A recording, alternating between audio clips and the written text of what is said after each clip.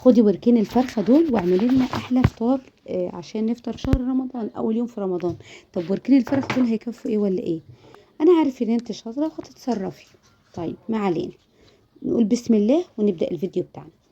اول حاجة هنمسك الوركين كده نخليهم ونشيل العظم بالراحة كده ونسلق. هسيبكم مع الجزء ده لحد ما اخلي الفرخة، بس اهم شيء ان الفرخة تبقى ملاصقة للعظم تماما، بحيث ان انا ما اهدرش من اللحم بتاع الوراك.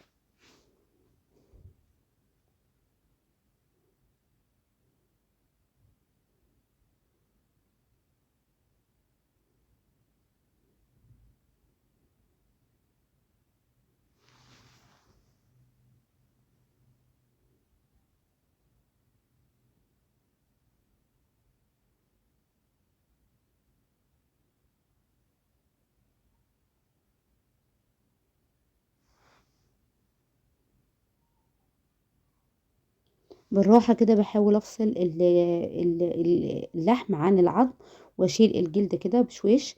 لازم السكينة بتاعتي تكون حامية.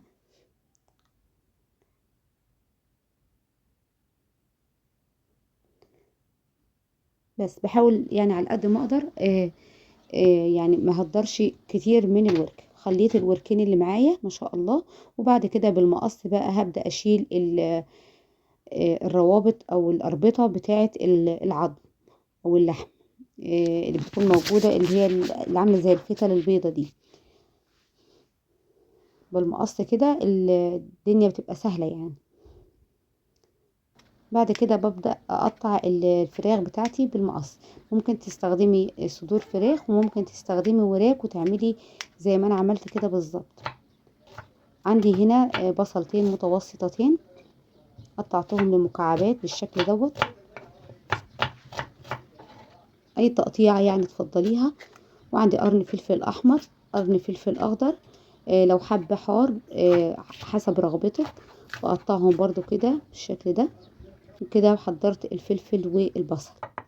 في الكبة بتاعتي هبدأ انزل بالبصل والفلفل وافرمهم ناعم جدا جدا على قد ما اقدر، واجيب مصفى وابدأ انزل بالبصل والفلفل، واحاول ان انا اصفيهم على قد ما اقدر بالمعلقة او بشاشة، بحيث ان انا يعني اخلي الطفل لوحده والمية لوحدها.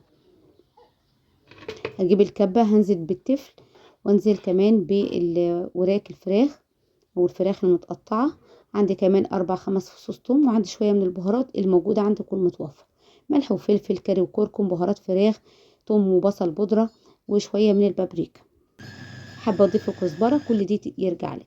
عندي كمان ليمون، ببشر ليمون، ببشر البشرة اللي هي الصفرة دي، واعصر كمان عصير نص ليمونة. تمام. عندي معلقة من الكبيرة من الدش او الدهن بتاع اللحمة، بضيفهم برضو وبفرمهم ناعم بالشكل ده. بحطهم في طبق كده واحطهم في الفريزر حوالي 10 دقايق ربع ساعة علشان تمسك.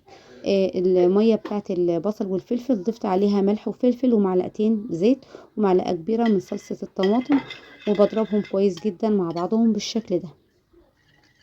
هاتي بقى حوالي بصلتين كده وقطعيهم جوليان.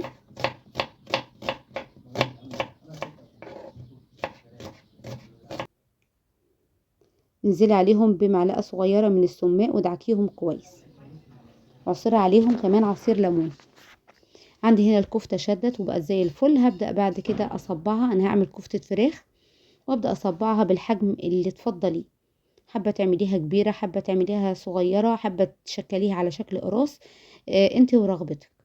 شكلتها بالشكل دوت لصوابع كفتة يعني متوسطة.